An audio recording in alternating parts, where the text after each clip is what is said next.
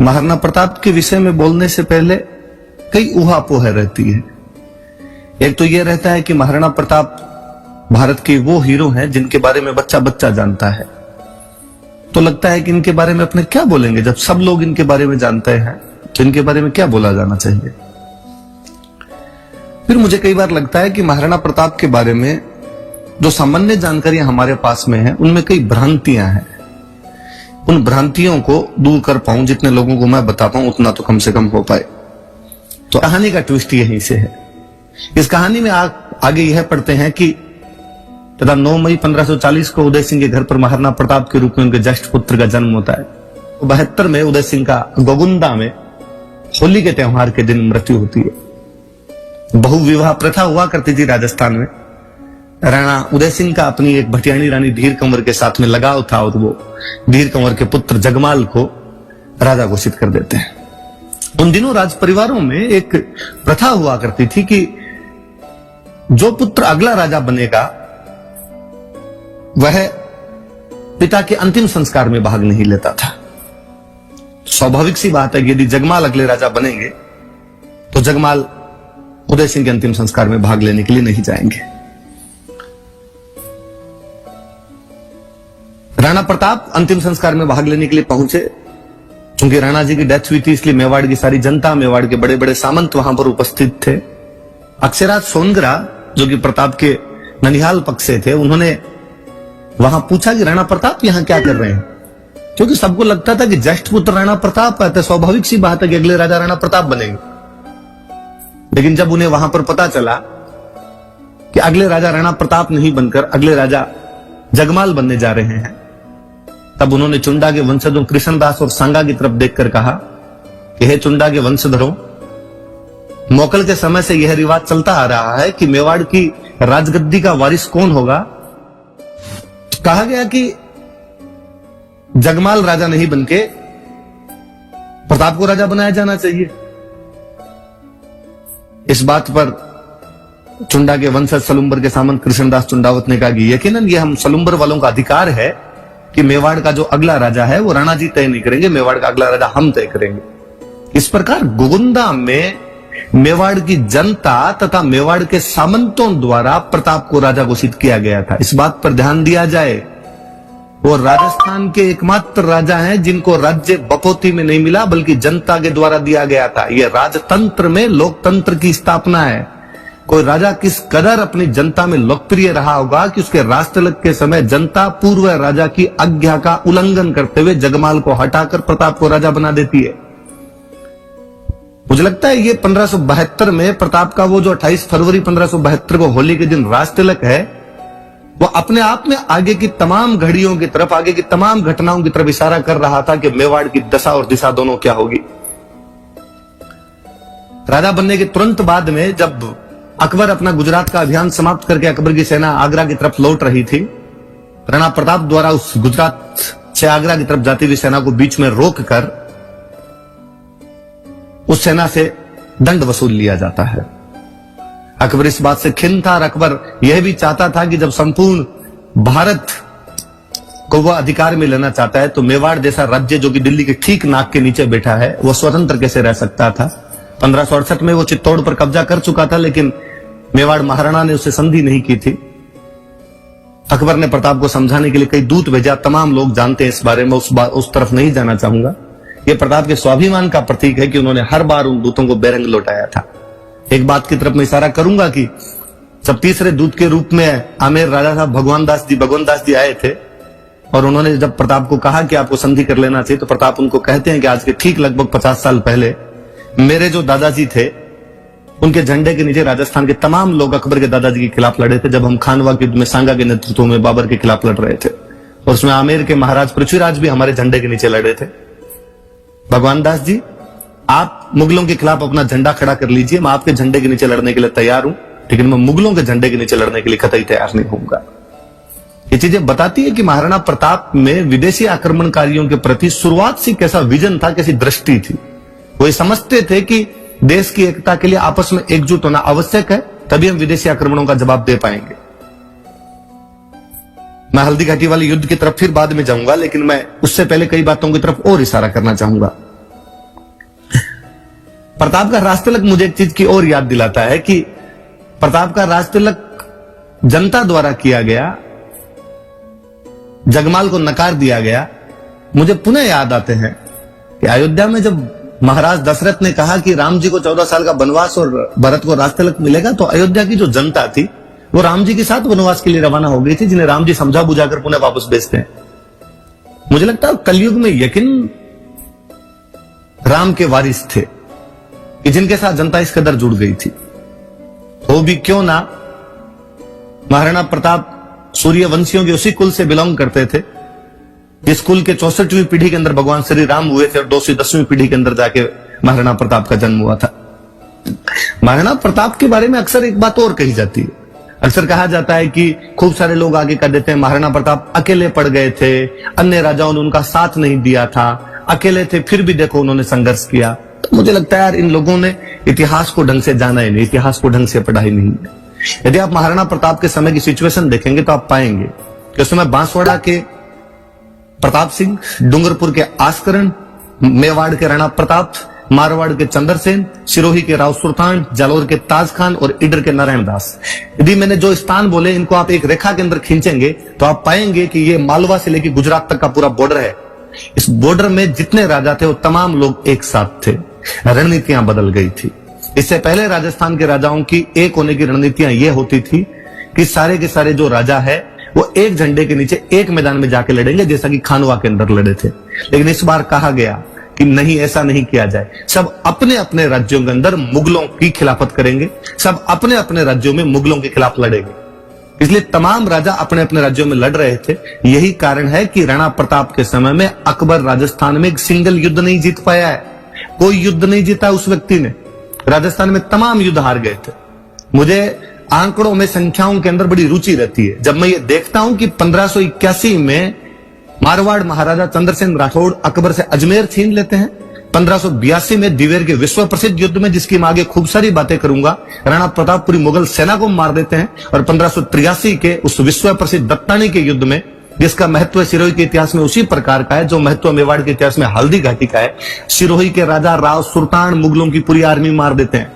मुझे लगता है 81, 82, 83 लगातार 3 साल मुगलों को 3 लगातार डिफीट, बुरी वाली डिफीट अकबर के दिमाग में बिठा गई थी कि अब राजस्थान में कोई अटैक नहीं करने। इसलिए 85 के बाद में राजस्थान में पूरे के पूरे मुगलों के अटैक बंद हो गए। उसमें क्या भय व्याप्त हुआ होगा कि वह मुगल बादशाह जो काबुल जीत रहा है, कश्मीर जीत रहा है, उड़ीसा जीत रहा है, बंगाल जीत रहा है, पंजाब जीत रहा है, साउथ इंडिया जीत रहा है, नाक के ठीक नीचे पड़े राजस्थान पे कोई हमला नहीं करता है। राणा प्रताप की सबसे बड़ी विजय यह है कि अकबर को पूरी तरीके से बांध के रख दिया गया था और ये तमाम राजा साथ के अंदर थे, अपने अपने क्षेत्रों में लड़ रहे थे। जब मुगलों की फौज मेवाड़ के अंदर आती, उन्हीं दिनों में चंद्रसेन जी मारवाड़ में विद्रोह कर देते। जब मुगलों की सेना, आधी सेना चंद्रसेन की तरफ भाग के जाती, पता चलता कि सिरोही और जालोर में ताज खान और राव सुल्तान ने मिलकर मुगलों के कैंप उड़ा दिए। इधर तो चूंकि महाराणा प्रताप का ससुराल था तो राव नारायण दास नहीं लड़ते तो कौन लड़ते। मुगलों के आगरा से सूरत की तरफ जाने वाले जो हज यात्री हुआ करते थे, सूरत की तरफ जाने वाले उनके जो माल के काफिले हुआ करते थे, वो तक रोक दिए गए थे। मालवा और गुजरात के पूरे रास्ते ब्लॉक कर दिए गए थे मुगलों के। तो ये भी प्लीज कोई ना कहे कभी कि राणा प्रताप अकेले पड़ गए थे। इवन मुझे याद है कि बूंदी के राजा सुरजन हाड़ा, जो कि अकबर के साथ संधि कर चुके थे, उनके बेटे दुद्दा राणा प्रताप के साथ में रहे थे। डूंगरपुर के आस्करण जी जब अकबर की अधीनता स्वीकार कर लेते, अकबर से संधि कर लेते, उसके बाद उनके बेटे सहसमल प्रताप के साथ में आ गए थे। प्रताप बहुत बड़े संगठन निर्माता है। ग्वालियर के राजा रामसा तोमर अपने बेटों सालीवाहन प्रताप सिंह और भवानी के साथ में यदि हल्दी घाटी के रणखेत रहते हैं, अफगानों का वो मूर्धन्य व्यक्ति हुतात्मा हकीम खान सूर यदि प्रताप की तरफ से लड़ने के लिए आता है, भीलों की सेना लेके वो राणा पूंजा सोलंकी यदि उस मैदान के अंदर आ डटा खड़ा होता है, ये सब चीजें बताती है कि प्रताप में मुगल विरोधी गठबंधन बनाने की पूरी संभावनाएं थी। इतिहास को जिस दिन खंगाला जाएगा, इतिहास को जिस दिन ढंग से उत्खनित किया जाएगा, उस दिन और समझ में आएगा। मैं अभी एक दिन ऊहड़ राठौड़ों की ख्यात देख रहा था। ऊहड़ राठौड़ों की ख्यात में किस्सा है कि जैसलमेर के रावल हरराज का निधन हुआ है। सुनना मेरी बात को गौर से, कि जैसलमेर के रावल हरराज का निधन हुआ है। राणा प्रताप तथा चंद्रसेन, जो कि उस समय अकबर के खिलाफ लड़ने वाले राजस्थान के 2 सबसे बड़े राजा थे, एक साथ इकट्ठे होके रावल हरराज के शोक मनाने के लिए जा रहे हैं। पर पहले वो आबू के पहाड़ों में पहुंचे, यहाँ पर मुगलों के सारे कैंप उड़ाए। आबू में रहने वाले देवल प्रतिहार राजपूतों को उन्होंने राणा की उपाधि दी, क्योंकि वो महाराणा प्रताप के सहायक थे तथा मुगलों के खिलाफ लड़ रहे थे। वहां से राणा प्रताप तथा चंद्रसेन दोनों नागणा पहुंचे तथा राठौड़ों की कुलदेवी नागणची माता की दोग लगाई। यहां से दोनों हर राज के पहुंचे, वहां पर शोक प्रकट किया। उसके बाद चंद्रसेन पुनः मारवाड़ की तरफ आ गए। प्रताप ने सिंध की तरफ आक्रमण किया। वहां मुगलों के जो भी कैंप हुआ करते थे, उन मुगलों के कैंप से दंड वसूल किया, वहां से पैसे वसूल किए और उसके बाद पुनः मेवाड़ की तरफ आ गए थे। और यहां कोई इतिहासकार आके कह देता है कि राणा प्रताप अकेले पड़ गए थे। कम्युनिस्ट इतिहासकारों द्वारा लिखे गए इतिहास को पढ़कर आकर कोई कह देता है कि सब लोग अपने अपने स्वार्थ के लिए लड़ रहे थे। वो राजस्थान की एकता के लिए लड़ने वाला हुतात्मा था। भले ही पश्चिमी राजस्थान की कुछ रियासतें मुगलों के साथ में चली गई थी, लेकिन जितने उनके साथ में थे उन सब का उन्होंने गठबंधन बना लिया था। राणा प्रताप के बारे में मुझे एक बात और बड़ी जोरदार लगती है, ऐसा आपने कभी पहले नहीं देखा होगा। भील जनजाति है। जब हम अक्सर जातियों जनजातियों की बात करते हैं, हम अक्सर कहते हैं कि भारतीय समाज में छुआछूत हुआ करती थी और यह भारतीय समाज का अकट्य सत्य है, इससे कोई भी इनकार नहीं कर सकता, जो प्राचीन काल से लेकर मध्यकाल होते हुए अब तक कहीं ना कहीं किसी ना किसी रूप के अंदर जारी है। पहले नहीं हुआ होगा, लेकिन बाद के अंदर ये व्यवस्था जैसे जाति व्यवस्था में ढली थी, उसके बाद ये व्यवस्था आ गई थी। उस एक भील जनजाति को जो समाज की मुख्य धारा के अंदर शामिल नहीं थी, उसको मेवाड़ के संघर्ष में शामिल कर देना क्या नहीं बताता कि वह राजा मध्यकाल में कितना बड़ा समाज सुधारक था। मुझे इस बात की बड़ी पीड़ा और ठेस रहती है हमेशा कि महाराणा प्रताप को किस तरह हमने हल्दी घाटी के युद्ध में बांध कर रख दिया है। हमें तीसरी क्लास से एक ही बात पढ़ाई गई कि महाराणा प्रताप एक बहुत बड़े योद्धा थे और उन्होंने हल्दी घाटी का युद्ध लड़ा था। कम्युनिस्ट इतिहासकार तो फिर यहां तक कहेंगे कि हल्दी घाटी युद्ध में प्रताप हार भी गए थे, पर चूंकि उन्होंने संघर्ष किया था इसलिए तुम उनको पढ़ लो। मैं आगे उस बात पर तो बाद में जाऊंगा, मैं पहले इस बात पर पुनः आता हूं कि यह तो कल्पना भी नहीं की जा सकती ना कि उस युद्ध के माहौल के अंदर प्रताप ने कहा होगा कि भील अलग खड़े होंगे, हम बाकी लोग अलग खड़े होंगे, या इनके पानी और खाने की व्यवस्था अलग की जानी चाहिए और हमारे पानी और खाने की व्यवस्था अलग की जानी चाहिए। यकीनन भीलों के साथ कंधे से कंधा मिलाकर लड़े होंगे। एक समाज की मुख्य धारा से कटी हुई एक जाति को यदि समाज के साथ जोड़ रहा था, यकीन वो सर्वोदय के सिद्धांत को लागू कर रहे थे कि सबका साथ सबका विकास आवश्यक है। एक जनजाति लुहार जो लोहे के हथियार बनाया करती थी, राणा प्रताप के साथ में क्या कसम खाती है कि जब तक प्रताप ने कहा कि जब तक हम मेवाड़ को आजाद नहीं करवा लेंगे, एक जगह टिक कर नहीं बैठेंगे, अच्छा खाना नहीं खाएंगे, अच्छी जगह सोएंगे नहीं, हम हमेशा संघर्ष करते रहेंगे। और वो लोहार प्रताप के साथ में वो सेम कस्में खाते हैं। आज दिन तक वो जनजाति गाड़िया लोहारों के रूप में जानी जाती है। 47 में आजादी के बाद जवाहरलाल नेहरू प्रधानमंत्री चित्तौड़ के अंदर सम्मेलन करते हैं, लोहारों को बुलाते और उन्हें कहते हैं कि अब हम आजाद हो चुके हैं, राणा प्रताप का सपना साकार हो चुका है, अब तो प्लीज घर बनाकर रहिए। लोहार आज भी कहीं ना कहीं घूम रहे हैं राणा प्रताप की उस प्रतिज्ञा को, उन शपथ को लिए हुए। विश्व के इतिहास में मुझे कोई दूसरा राजा बताइए आप इस प्रकार का, जो इस प्रकार जनता के अंदर लोकप्रिय रहा होगा कि जनता उसे इस प्रकार आत्मसात हो गई थी। उदयपुर राजधानी हुआ करती थी मेवाड़ की, लेकिन वो संघर्ष के दिन थे। आज आप गोगुंदा रह रहे हो, कल आप कुंभलगढ़ जाओगे, परसों आप मोही जाओगे, अगले दिन मदारिया जाओगे, अगले दिन आवरगढ़ रहोगे, अगले दिन आप मायरा जाओगे, अगले दिन आप कोल्यारी जाओगे, अगले दिन आप चावंड जाओगे। मेवाड़ की जनता उस राजा के साथ में कितना जुड़ी रही होगी, उस राजा का क्या प्रभाव रहा होगा जनता में, कि जनता ने कहना शुरू कर दिया जो आज दिन तक कहावत है, राणो जी कवे बठ उदयपुर, जहां राणा जी रहेंगे हम उसको उदयपुर मान लेंगे।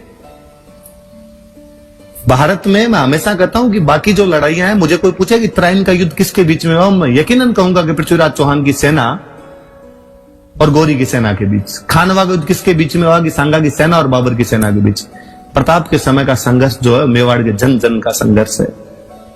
ये राजा का अपने जनता में विश्वास है, ये जनता का अपने राजा में विश्वास है कि वो राजा के साथ में इस कदर आकर खड़ी हो गई थी। कहते प्रताप के पिता उदय सिंह, मैं उदय सिंह का बहुत बड़ा समर्थक हूं कई मामलों में कि वो राजस्थान के पहले राजा है जिन्होंने युद्धों की नीति बदल दी थी। राजस्थान के पहले के सारे युद्ध किलों में लड़े जाते थे कि हम किले में बैठकर लड़ेंगे, और यदि दुश्मन कभी किला घेर लिया करता था तो अन्न और जल समाप्त होने के बाद में आपके पास साके के अतिरिक्त कोई इलाज ही नहीं बचता था।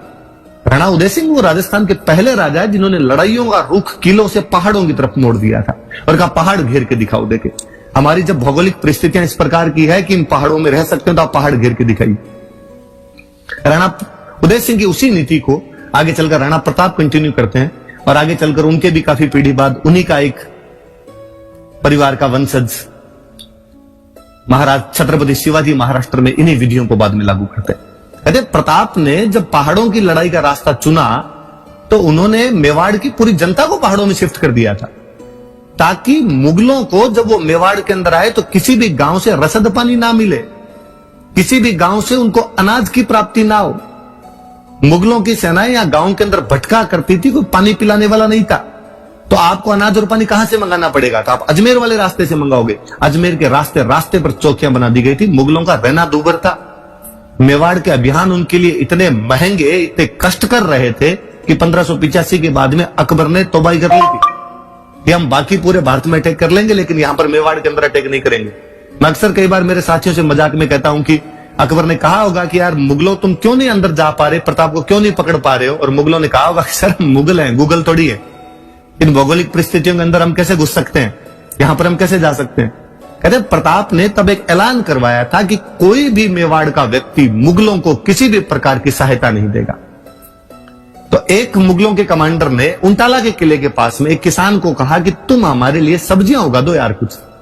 उस किसान ने कहा कि प्रताप की आज्ञा है कि कोई भी सब्जी नहीं उगा सकता, कोई भी मुगलों को किसी प्रकार की सहायता नहीं देगा, पर यदि मैंने दिया तो मुझे दंड भोगना पड़ेगा। उस मुगल सूबेदार ने हंस के कहा कि यार हमारे एकदम पास में बैठा है, क्या कर सकता है राणा प्रताप तेरा? और उस व्यक्ति ने मुगलों के लिए सब्जियां उगानी शुरू कर दी।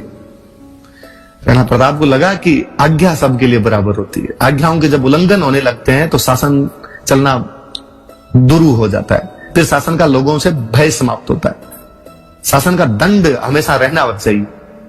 राणा प्रताप एक दिन अचानक रात को हमला करते हैं, उस मुगल टुकड़ी जो वहां पे थी उसके लोगों को और उस किसान को दोनों को मार देते। इन्हें आज्ञाओं का उल्लंघन नहीं किया जाता, सरेआम अंदर घुसकर और वापस निकल कर आ गए थे। यह घटना बताती है कि नहीं, आपको मेरे साथ में मेरे तरीकों से लड़ना पड़ेगा, तभी हम सफल हो पाएंगे। कि कितने क्लियर थे वो इन चीजों के अंदर कि जो है चीजें उनको उसी रूप के अंदर लिया जाना चाहिए।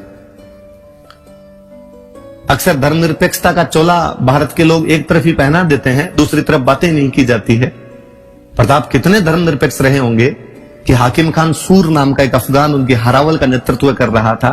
इस बहादुर पठान के बारे में कहा जाता है कि वो मर गए थे, लेकिन उनका हाथ तलवार पर ही जकड़ा रहा था। जालोर के ताज खान जो एक और अफगान थे, प्रताप के लिए मुगलों के खिलाफ लड़ रहे थे। यही क्यों भामाशाह और ताराचंद दोनों भाई जैन थे। नासिरुद्दीन नाम का चित्रकार उनके दरबार में एक मुसलमान हुआ करता था।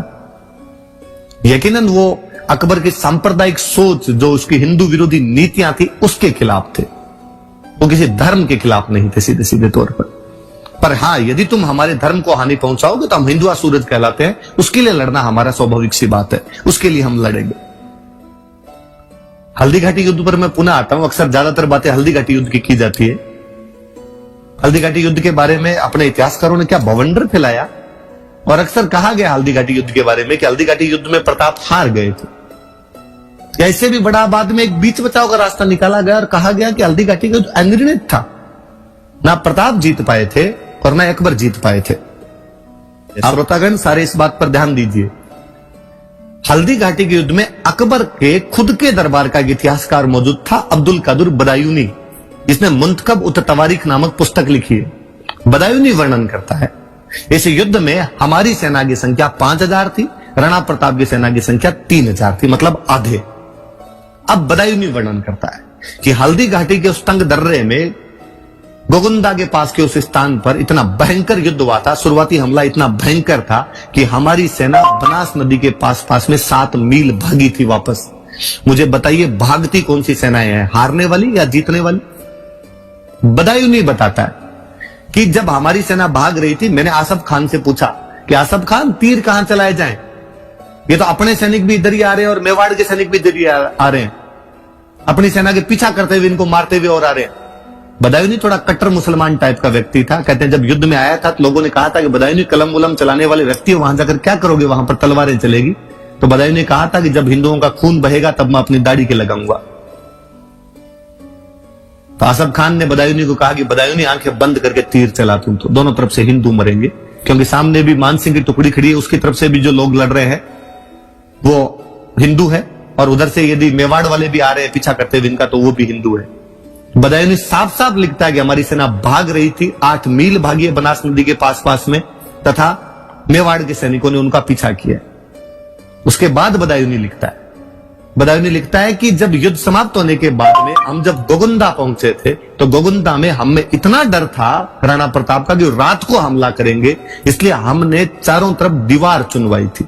मुझे बताया जाए कि डर में कौन रहता पक्ष है, जीता हुआ पक्ष या हारा हुआ पक्ष? जीते हुए पक्ष का कॉन्फिडेंस अलग होता है।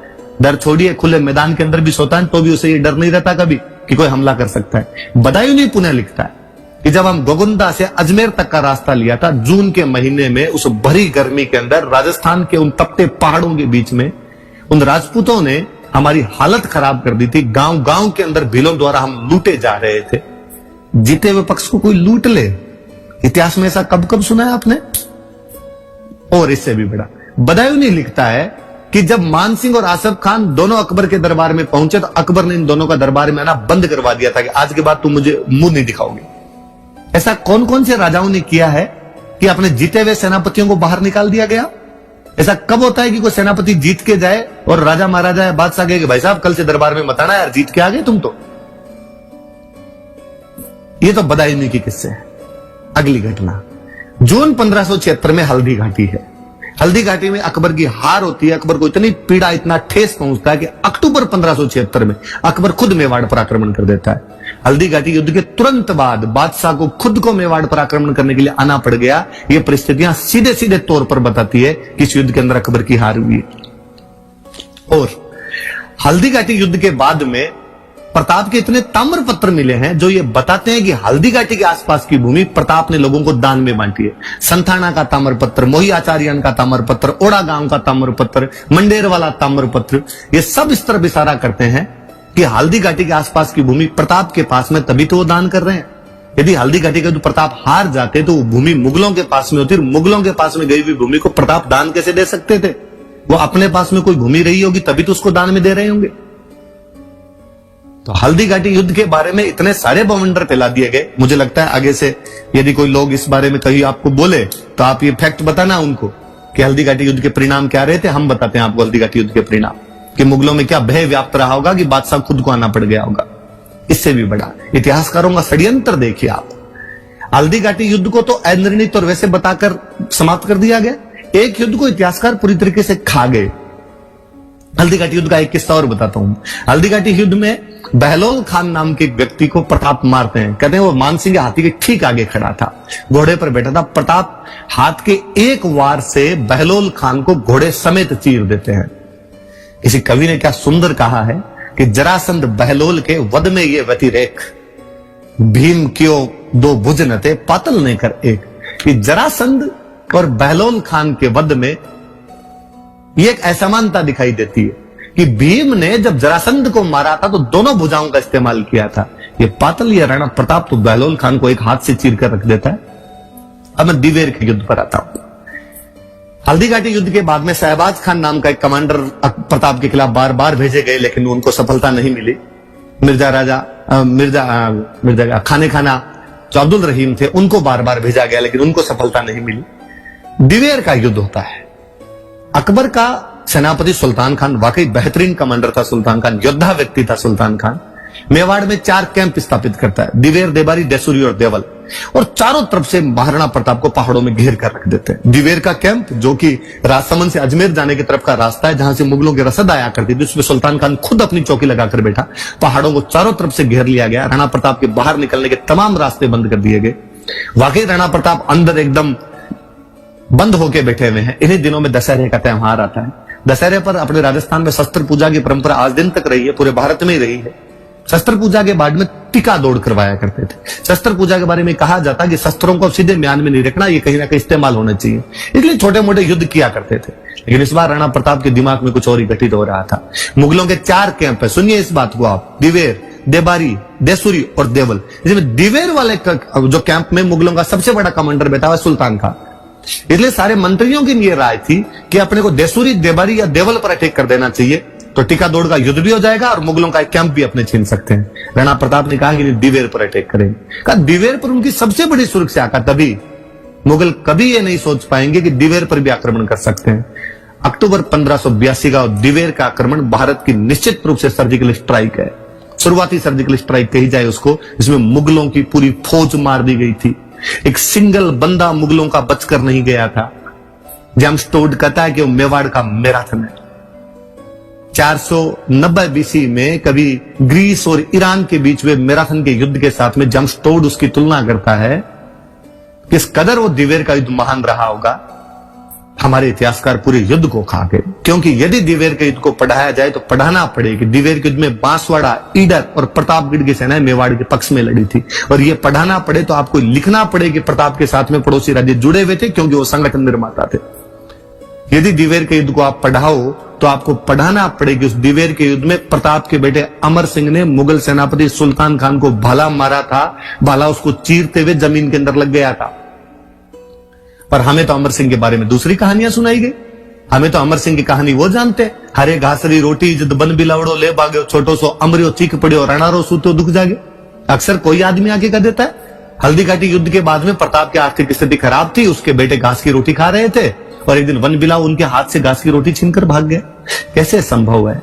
अमर सिंह का जन्म 1559 ईस्वी में हो गया था। अमर सिंह के जन्म के उपलक्ष्य में उदयपुर की स्थापना हुई, इसलिए उदयपुर की स्थापना 1559 में की गई थी। 1559 में अमर सिंह का जन्म है, इसलिए हल्दी घाटी युद्ध के टाइम में उनकी उम्र 17 साल है। हल्दी घाटी युद्ध के टाइम में वो रानियों के रनिवास की रखवाली कर रहे थे। वो अमर सिंह जिसके लिए आप कहते हो कि घास की रोटियां खा रहा था हल्दी घाटी युद्ध के बाद में, इस घटना के 6 साल बाद मुगलों के कमांडर को मारता है तो भाले समेत चीर के रख देता है। इतिहास कैसी कैसी विचित्र कहानियों से भर दिया गया। कन्हैयालाल सेठिया से मुझे कतई कोई रंच नहीं है। मैं आभारी हूं कन्हैयालाल सेठिया का, राजस्थानी होने के नाते, राजस्थानी भाषा का स्टूडेंट होने के नाते कन्हैयालाल सेठिया को सत सत नमन करता हूं। उसकी उस कविता पाथल और पिथल को सत सत नमन करता हूं। लेकिन फिर भी कविताओं के माध्यम से इतिहास नहीं पढ़े जाते। कवियों के बारे में कहा जाता है कि जहां ना पहुंचे कवि वहां पहुंचे रवि।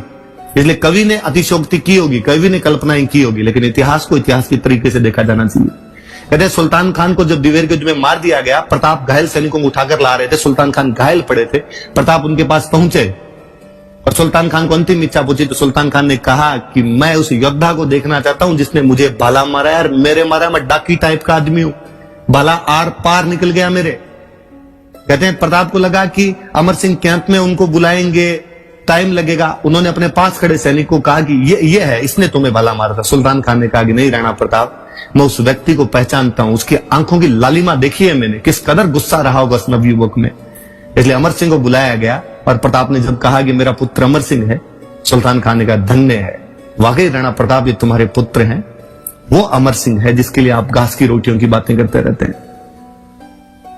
कहते हैं कि राणा प्रताप ने सुल्तान खान को गंगा जल पिलाया कि मरते आदमी को गंगा जल पिलाया जाना चाहिए, लेकिन फिर भी उनके सांस नहीं निकल रहे थे। इसलिए अमर सिंह को कहा गया कि इस भाले को खींच लीजिए। भाला इतनी गहराई से रोक दिया गया था कि दोनों पैर लगाकर अमर सिंह जब खड़े हुए थे तब भाला उठ पाया था। इसलिए दिवेर का युद्ध सरकारों द्वारा जयंतियों के रूप में मनाया जाना चाहिए।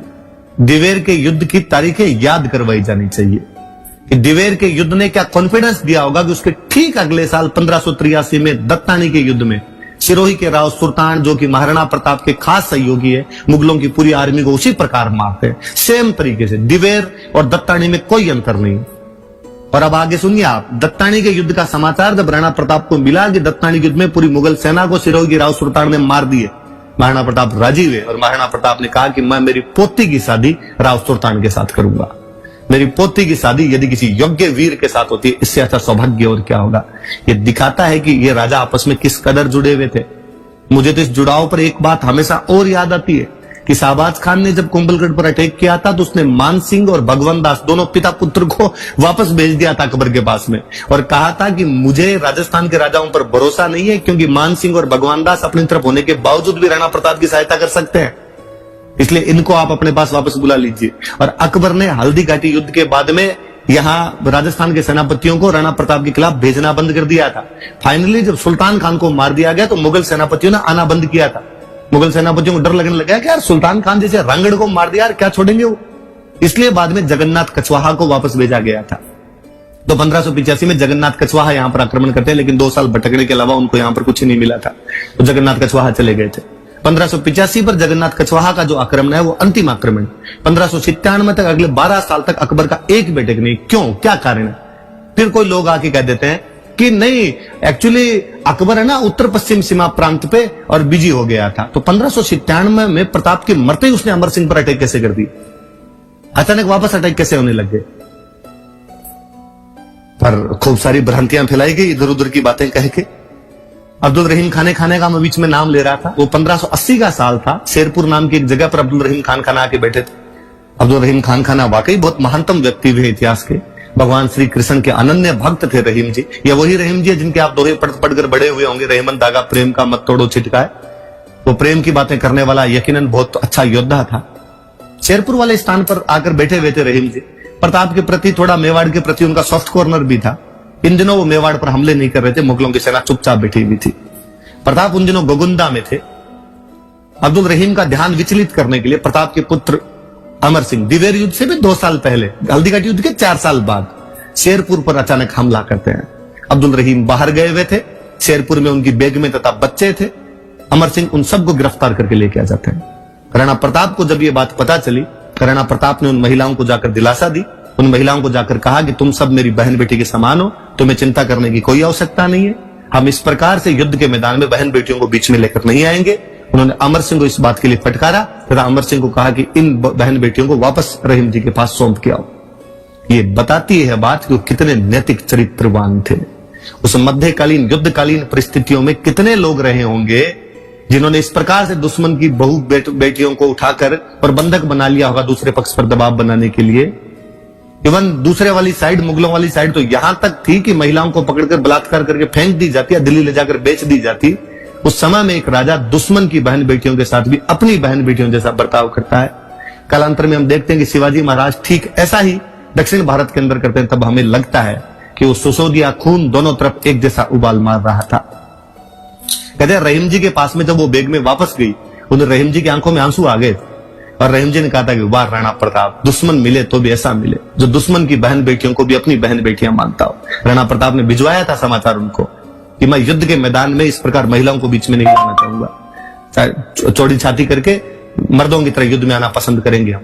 कहते हैं रहीम जी उस दिन, धर रैसी रैसी दर अमर खप जैसी खुरसान, अमर बिसंभर उपरान न चोरा खोरान।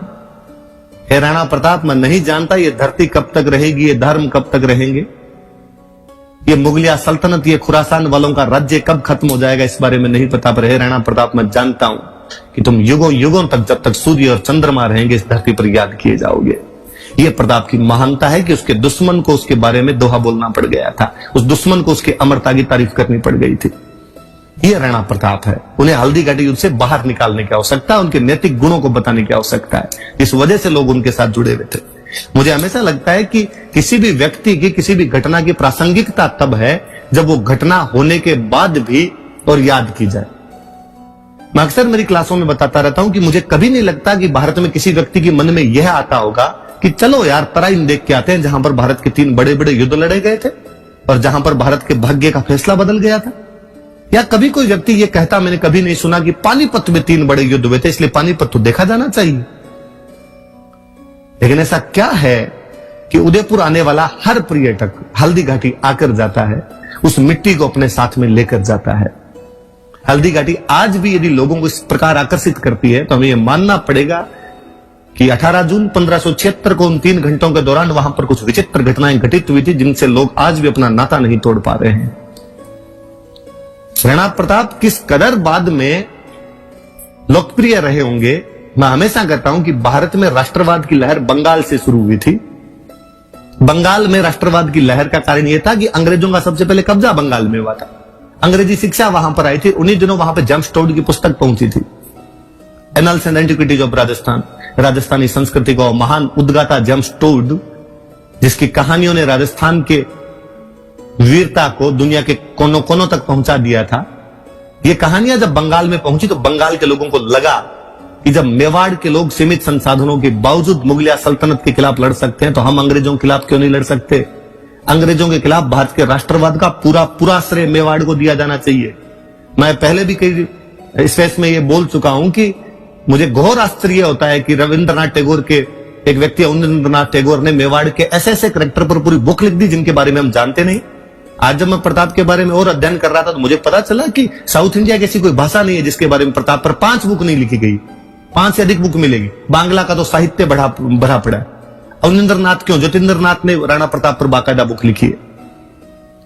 राणा प्रताप 1895 में महाराष्ट्र में बाल गंगाधर तिलक शिवाजी महोत्सव मनाते हैं, पर शिवाजी की फोटो के साथ में राणा प्रताप की फोटो रखी जाती है। महाराष्ट्र आज दिन तक नारे लगा रहा है, जय शिवा सरदार की, जय राणा प्रताप की।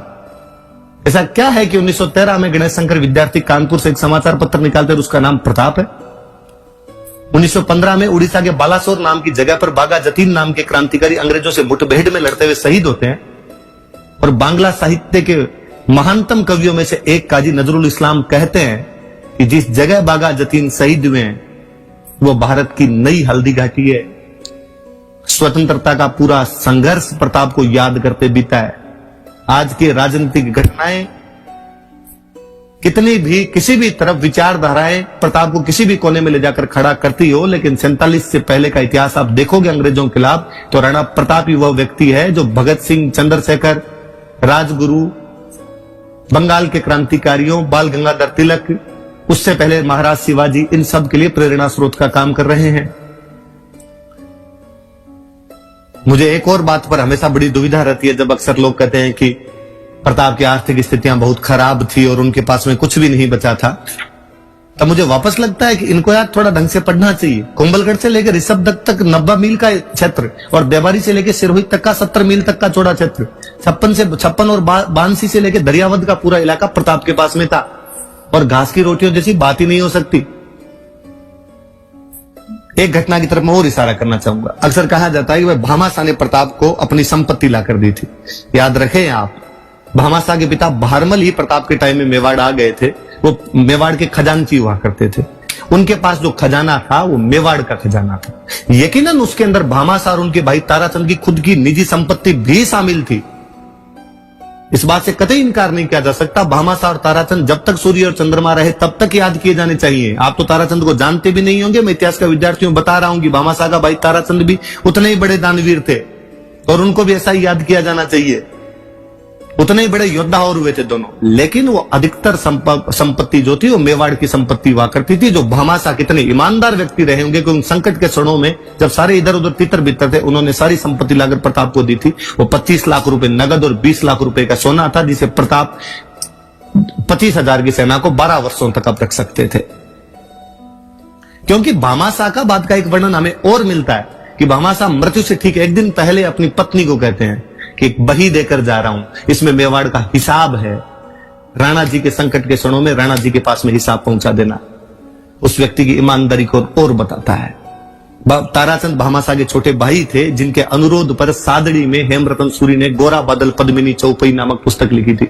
पद्मावत मूवी आई थी, तब खूब सारे लोगों ने कहा था कि पद्मावत मलिक मोहम्मद जायसी के उपन्यास पर आधारित है, वरना पद्मिनी जैसी कोई घटना हुई नहीं, इस प्रकार की कोई रानी नहीं थी। उन लोगों को पढ़ लेनी चाहिए हेमरतन सूरी की गोरा बादल पद्मिनी चौपई। उस समय वो भी लिखी गई है, इसलिए पद्मिनी मिथक नहीं है, वो इतिहास है, वो सत्य है। तोते जैसी कहानियों से आप उसको मिथक बनाने की कोशिश करते हैं, पर उस समय भी मलिक मोहम्मद जायसी ने, उसके अलावा भी बहुत सारे लोग इस बारे में लिखकर चले गए थे। प्रताप को अक्सर इस युद्धों से बाहर निकालने के लिए मैं हमेशा एक बात और कहता हूं कि कभी उनके कलात्मक स्वरूप की तरफ तो ध्यान दिया जाए। जब आमेर वाले उन पर लगातार अटैक हो रहे थे, आमेर वाले ज्यादा सेनापति बन के आ रहे थे, प्रताप आमेर पर आक्रमण करते हैं, मालपुरा पर कब्जा करते हैं। मालपुरा का झावरा का तालाब और नीलकंठ महादेव का मंदिर आज भी प्रताप का साक्षी है, किसका निर्माण प्रताप ने करवाया था।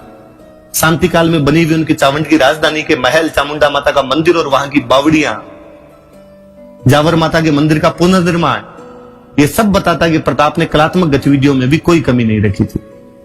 भारत की सबसे अच्छी चित्रकला राजस्थान है, राजस्थान की सबसे अच्छी चित्रकला मेवाड़ है, मेवाड़ की चित्रकला की शुरुआत चावंड से होती है और चावंड की चित्रकला की शुरुआत प्रताप के समय में भी है। प्रताप भारत की महानतम चित्रकला को शुरू करने वाले हैं और उनका मुख्य चित्रकार नासिरुद्दीन था।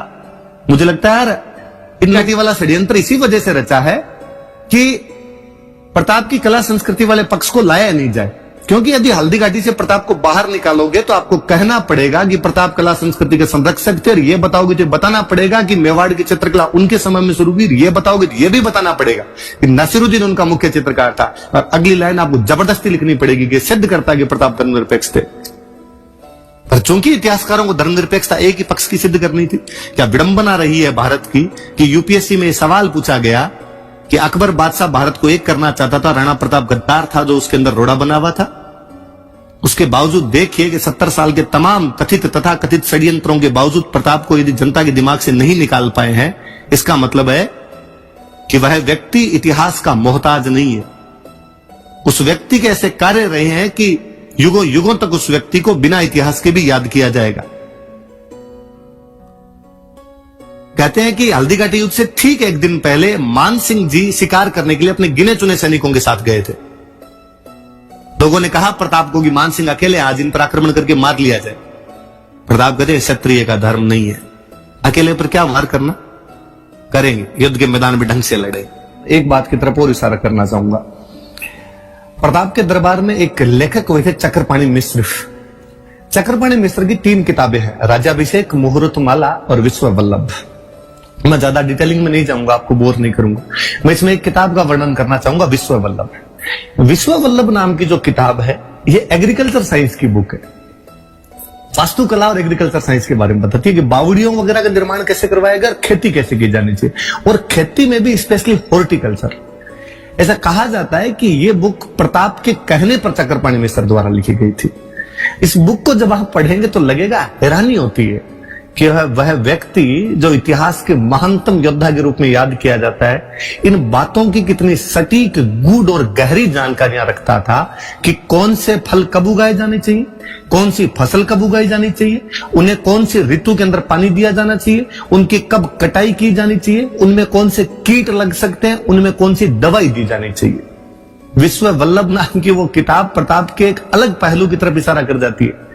प्रताप द्वारा उन दिनों खूब सारी बावड़ियों का निर्माण करवाया गया, क्योंकि पानी की आवश्यकता है। आप अलग अलग जगह जब राजधानियां बनाओगे, उन सभी बावड़ियों के वास्तुकला की तमाम जानकारी उस विश्व वल्लभ में। एक और किताब जिसका मैं जिक्र कर रहा था, राज्याभिषेक। प्रताप कितने अनुशासन प्रिय रहे होंगे कि जब उनका राजतिलक हुआ था तो उस राजतिलक के अंदर उनको यह एहसास हुआ कि राज्याभिषेक के बारे में ज्यादातर लोगों को जानकारियां नहीं है कि कौन सी विधियों का पालन किया जाना चाहिए। अतः उन्होंने फिर चक्रपाणी मिश्र को कहकर राज्याभिषेक लिखवाई। यह किताब इतनी पॉपुलर हुई थी कि कालांतर में भारत में जहां कहीं राज्याभिषेक किए जाते थे वहां पर राणा प्रताप के समय लिखी गई चक्रपाणी मिश्र की उस पुस्तक को मंगवाया जाता था और उसके आधार पर राज्याभिषेक की विधियां तय की जाती थी। तो प्रताप न केवल वास्तुकला में, न केवल योद्धा, न केवल चित्रकला, बल्कि ये कुछ अलग बातें जिनके बारे में आज भी मतलब सिंपली किसी बंदे को मेरे से किसी दूसरे से पूछ ले कि हॉबी क्या है, तो हमारी खूब सारी हॉबी हो सकती है, पर एग्रीकल्चर साइंस जैसी बातें, आर्किटेक्चर जैसी बातों में तो हॉबी आज भी नहीं हो पा रही, पर उस समय उनकी हॉबी हुआ करती थी। प्रताप मुझे इसलिए और लगते हैं कि वो राष्ट्र पुरुष है हमारे, जैसा कि अभी बाबू साहब ने कहा कि वो युग पुरुष है, राष्ट्र पुरुष है, कि यदि प्रताप भारत के अलावा और किसी देश के अंदर होते वो निश्चित रूप से उस देश के राष्ट्रपिता घोषित किए जाते। कि उस व्यक्ति का जो व्यक्तित्व है वो हमें खूब सारी बातें सिखाता है। प्रताप हमें यह सिखाते हैं कि भले परिस्थितियां कितनी भी विपरीत हो उसके बावजूद भी आप संघर्ष का रास्ता छोड़ नहीं सकते। प्रताप हमें यह सिखाते हैं कि अपने लोगों में किस प्रकार राष्ट्रवाद की भावनाएं भरी जाती है। उस मध्यकाल के इतिहास में छत्रगत साम्राज्य हुआ करते थे, लोगों में राष्ट्रवाद की भावनाएं नहीं हुआ करती थी, लेकिन मेवाड़ी जन जन के अंदर राष्ट्रवाद की भावनाएं यदि किसी ने भर दी थी तो निश्चित रूप से प्रताप थे। यूं थोड़ी दुर्सा आढ़ा ने कहा होगा, दुर्सा आढ़ा कहते हैं विरुद्ध छायत्री लिखी थी उन्होंने प्रताप पर, पूरी एक 76 दोहों की बुक लिखी है। उसमें वो लिखते हैं कि अकबर पत्थर अनेक कई भूपत बेड़ा किना, कि हे अकबर तूने कई सारे पत्थरों को इकट्ठा कर लिया है, अर्थात कई सारे राजाओं ने तेरी संधियां कर ली है, लेकिन ये सारे के सारे राजा बांटे हैं, हाथ ना आयो एक पारस राणा प्रताप सिंह। लेकिन हे अकबर वो जो एक पारस का पत्थर प्रताप सिंह है वो तुम्हारे अभी तक हाथ में नहीं आया है। अकबर समद था तिह डूबा हिंदू तुर्क, मेवाड़ो तिणमाए पोयण फूल प्रताप सिंह। कि जिस प्रकार समुद्र में सभी चीज डूब जाती है, उसी प्रकार हिंदू और तुर्क भी डूब गए हैं। लेकिन मेवाड़ का राणा प्रताप सिंह वह व्यक्ति है जो कमल के फूल की भांति उस समुद्र के ऊपर ऊपर तैर रहा है। दुर्सा आढ़ा वाली ये पंक्तियां, या जैसा कि पृथ्वीराज राठौड़ बीकानेर के मूर्धन्य साहित्यकार जो हुए और जिन्होंने दोहा बोला, जो अक्सर आप तमाम लोग जानते होंगे, तो मायड़ जन तो एड़ो जन जेड़ो राणा प्रताप, अकबर सुत्यो ओज गैन जान सिरण सांप। कहते हैं दिन पृथ्वीराज राठौड़ को उनके दरबार में अकबर ने कह दिया था कि मैंने सुना है पृथ्वीराज राठौड़ आजकल राणा प्रताप मुझे बादशाह कहने लग गया है। पृथ्वीराज राठौड़ बड़े तिलमिलाते हैं और कहते हैं कि ऐसा कतई नहीं हो सकता कि प्रताप आपको कभी बादशाह कहकर पुकारे। क्या आप पूछ लीजिए उनसे। पृथ्वीराज लेटर लिख के भेजते हैं, पूछते हैं उसके अंदर बिंगल की वो पंक्तियां मैं आपको हिंदी के भावार्थ में बताता हूं कि मैंने सुना है कि आजकल आप बादशाह कहने लग गए हो। इसका अर्थ है कि अब सूर्य पश्चिम दिशा से उदय होगा। राणा प्रताप मुझे तो एक बात बता दीजिए कि मुझों पर ताव देना है या अपनी तलवार से अपने शरीर के दो टुकड़े कर लूं। राणा प्रताप का रिप्लाई है कि जब तक एकलिंग जी ये शरीर का साथ देंगे तब तक राणा प्रताप के मुंह से अकबर कभी भी बादशाह नहीं कहलवा पाएगा। सूर्य उसी दिशा में उगेगा जहां पर उगता है। हे राठौड़ पृथ्वीराज, अपनी मूछों पर उसी प्रकार ताव दीजिए जैसे पहले दिया करते थे। मेरी तरफ से आपको कोई भी चिंता करने की आवश्यकता नहीं है। 1585 से 1597 ये जो 12 साल का टाइम मिला था, इन 12 साल के टाइम में प्रताप ने मेवाड़ का इंच वह कोना जो मुगलों द्वारा किसी भी रूप में शामिल कर लिया गया था वापस जीता गया है। 36 थाने तो एक साथ उठाए गए थे। 1585 से 1586 के दौरान पूरा मेवाड़ लगभग वापस ले लिया गया था। मांडलगढ़ और चित्तौड़गढ़ जो कि उनके राजा बनने से पहले निकल गया था हाथ से, और मांडलगढ़ जो उनके बाद में निकला है, ये दो किले भले ही वो अंतिम समय तक नहीं ले पाए थे और अपने अंतिम समय में भी वो इन्हीं की तैयारियां कर रहे थे। क्या विडंबना है कि वह महान योद्धा जो हर अपना पल पल युद्ध के मैदान में बिताता रहा, एक शेर के शिकार में धनुष की प्रत्यंचा को खींचते समय नाड़ियों के में आए हुए खिंचाव की वजह से बाद में उनकी मृत्यु हो जाती है। कहते हैं कि उनकी मृत्यु के टाइम में उनके श्वास नहीं निकल पा रहे थे, तो किसी ने कहा कि भाई आपके श्वास क्यों नहीं निकल पा रहे, क्या दिक्कत है, क्या चिंता है आपको। और प्रताप ने कहा कि मुझे पता नहीं ऐसा क्यों लगता है कि मेरे बाद में मेरे बेटे अमर सिंह इस संघर्ष को जारी नहीं रख पाएंगे। सलुम्बर के सामंत ने अमर सिंह का हाथ लेकर राणा प्रताप के हाथ में देते हुए कहा कि आप चिंता मत कीजिए, हम बाबा रावल की सौगंध खाकर कहते हैं कि उसी प्रकार अमर सिंह के साथ लड़ेंगे जिस प्रकार आपके साथ लड़े थे। अमर सिंह अपने जीवन में 17 युद्ध लड़ते हैं, 17 में मुगलों को हराते हैं। मैं ऐसा योद्धा जो इतिहास में खो गया पूरी तरीके से। अमर सिंह के बारे में लोग कुछ भी नहीं जानते। होता यह है कि बरगद के पेड़ के नीचे छोटे मोटे पेड़ पौधे कोई पनप नहीं सकते दूसरे। प्रताप इतने बड़े हो गए कि अमर सिंह के बारे में हमारे पास इतिहास में जानने का कोई भी साधन नहीं है, या अमर सिंह के बारे में इतना कुछ भी नहीं बताया गया, जबकि वो यकीनन योग्य पिता के योग्य पुत्र हैं। मांडल की लड़ाई में 1608 वाली में उन्होंने पूरे मुगलों को काट दिया था। मुगलों की छतरियां, कभी मांडल जाइए आप भीलवाड़ा के, वहां की बनी हुई छतरियां देखिए और आप देखिए कि मुगलों की इतनी छतरियां मांडल के अंदर कैसे हैं, तब आप पाएंगे कि अमर सिंह पूरी सेना काट गया था। यहाँ पे जगन्नाथ कछवाहा वहां पर मांडल के अंदर उस युद्ध के अंदर शहीद हुए थे। मांडल का एक और युद्ध है 1583 वाला, जो मांडल का जो वो मुझे और याद आता है। इसमें राणा प्रताप मुगलों को हराते हैं। इसमें 2 व्यक्ति वीर गति को प्राप्त होते हैं, नाथा कछवाहा और खंगार कछवाहा, जिनके नाम पर बाद में कछवाहों की 2 ब्रांचेज चली है। तो मांडल के अंदर प्रताप और अमर सिंह दोनों ने जीतें दर्ज की थी। हम तो कुंभलगढ़ के उस दूसरे युद्ध के बारे में भी नहीं जानते जिसमें प्रताप पुनः विजयी रहते हैं। हम कहां जानते हैं कि ताराचंद जब मालवा की तरफ गए हुए थे भामाशाह के भाई, और जब वहां से वापस लौट रहे थे शाहबाज खान ने उनको घेर लिया था, उस युद्ध के अंदर वो घायल हो गए थे। राणा प्रताप को इतना गुस्सा आता कि मालवा पर अटैक करते और मंदसौर से मुगलों का पूरा टैक्स लेके आते हैं। हम तो इस बात को भी कहां जानते हैं कि 1591 में कनेचन के युद्ध के अंदर उन्होंने दिलावर खान को हरा दिया था, या 1591 में राजनगर के युद्ध के अंदर वो दलेल खान को हरा देते। हल्दी घाटी युद्ध के ठीक बाद 1577 में मोही पर जब कब्जा किया तो मुजाहिद बेग को यहीं पर मार दिया गया था। जून के अंदर हल्दी घाटी और अगस्त 1576 में अजमेर, गोडवाड़, उदयपुर पर आक्रमण कर लेते। सितंबर में गोगुंदा पर पुनः कब्जा कर लिया गया। कितनी सारी बातें, अनछुए पहलू है। प्रताप पर इतने रिसर्च की आवश्यकता है कि जब प्रताप पर ढंग से रिसर्च किया जाएगा तब केवल प्रताप नहीं, केवल मेवाड़ नहीं, राजस्थान का इतिहास बाहर निकल के आएगा। मुझे बड़ा अचंभा हुआ, मैं 3 दिन पहले पढ़ रहा था कि सर टॉमस रो जो कि अंग्रेजों का एक राजदूत है, वो जहांगीर के दरबार के अंदर है, वो अमर सिंह के बारे में लिखता है, तो लिखता है कि अमर सिंह राजा पोरस के वंशज है। करे ना कोई भारतीय इतिहास में इस बात को देखे, इस कंटिन्यूटी को मिलाए कि थॉमस रो पोरस से इनको कैसे जोड़ रहा है। पर इतिहासकारों के तमाम षड्यंत्र एक अलग पक्ष के अंदर रहे। मैं अपनी एक बात से इसको विराम दूंगा। भारत का बच्चा बच्चा जानता है कि डायर ने जलियांवाला कांड में गोली चला दी थी। जानते हैं आप जलियांवाला कांड में कितने लोग शहीद हुए थे? ऑफिशियल आंकड़े कहते हैं 379, पर हम कहते हैं चूंकि अंग्रेजों की सरकार थी, आंकड़े छुपा लिए उन्होंने, तो हमारी तरफ के आंकड़े 1000 कि जलियांवाला बाग में 1000 लोग शहीद हुए थे। ऑफिशियल आंकड़े 379 लोगों के हैं। किसने गोलियां चलाई? डायर ने। हर आदमी जानता है। उस डायर को हम भर भर के कोसते हैं, गालियां निकालते हैं। इतिहासकार चीजों को कैसे छुपाते होंगे कि 1568 में अकबर ने 30,000 कटवा दिए थे। आज दिन तक कोई किसी हत्यारे की तुलना अकबर से नहीं करता। हर हत्यारे की तुलना डायर से कर ली जाती है। चीजों को कहां उभारना होता है, कहां बिठाना होता है, ये वो है। और उसमें अंग्रेजों ने तो फिर भी उसके बाद पता नहीं कितनी माफिया मांग ली जलियांवाला कांड के लिए। अकबर ने अपनी किताब में गर्व सहित लिखवाया है कि लिखा जाए 30,000 काटे हैं, काफिरों को मारा है हमने।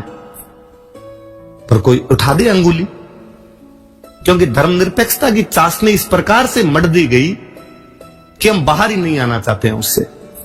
हम इतिहास को सही दृष्टि से, शोधपूर्ण दृष्टि से देखना ही नहीं चाहते हैं, क्योंकि फिर वो जो 70 साल का पिछला जो माया जाल बनाया होता है उसका तिलिस्म टूटता है, वो सारी बातें टूटती है।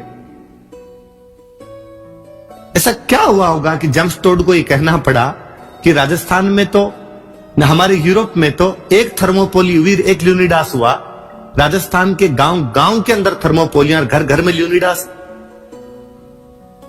कि उसे अपने सबसे महानतम युद्ध को और राजस्थान से जोड़ना पड़ गया था, हल्दी घाटी से जोड़ना पड़ा।